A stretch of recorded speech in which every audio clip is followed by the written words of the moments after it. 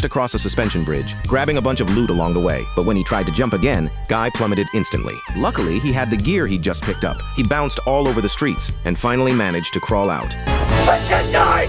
I'm never gonna die! And that was the heartbreaking story of Blue Shirt Guy. The end. They smugly celebrated their victory, not realizing NPCs can respawn endlessly. Meanwhile, in the real world, Keys, the programmer, was living an NPC-like life of his own. Also, aren't you some kind of MIT genius indie game designer? What are you doing down here dealing with complaints?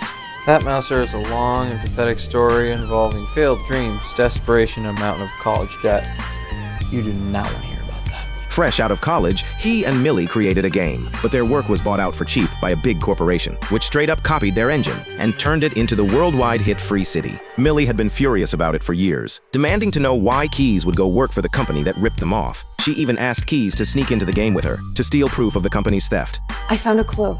It's on a clip in the Kimmer stash house. All I need from you is to get me in there.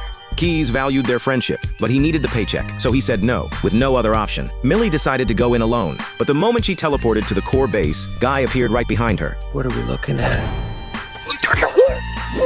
Who are you? Guy said he'd been looking for Millie everywhere, but their conversation instantly drew enemy fire. Millie switched weapons and blasted the floor above, but the stealth mission was already blown. She had no choice but to open a portal and bail. Guy copied her move, following right on her heels. Looking completely starstruck, he asked Millie to team up with him. Millie just tapped her glasses, and her level popped up above her head. Then she looked at Guy, who had a sad little number 1 floating above his. Millie told him to go level up somewhere else, or come back when he hit level 100. But leveling up meant robbing NPCs for their resources, and Guy was way too kind-hearted for that. So he came up with a brilliant plan. He started doing good deeds in the game instead. Those paying players who terrorized everyone naturally became his first targets. Every day he rescued bullied low-level players and protected NPC property. Not only did he shatter the game's leveling record, he also gained a massive fan base. His good deeds even made the news, making him Free City's greatest hero. Millie reached out to Keys, asking him to help her sneak into the base. He could only buy her 5 minutes, but that was all Millie needed. But the moment she found the evidence, the alarm went off. Guards swarmed in from every direction, surrounding her with weapons drawn. Just in the nick of time, Guy roared in on a motorcycle. With one slick slide, he took out the guards in seconds. Then he tossed his helmet aside and busted out some dance moves. A squad of ninjas dropped from the ceiling, but they were no match for Millie's smooth combat skills. Guy was supposed to be the hero saving the day, but he couldn't help gawking at her like a lovesick puppy. It wasn't until a guard swung at him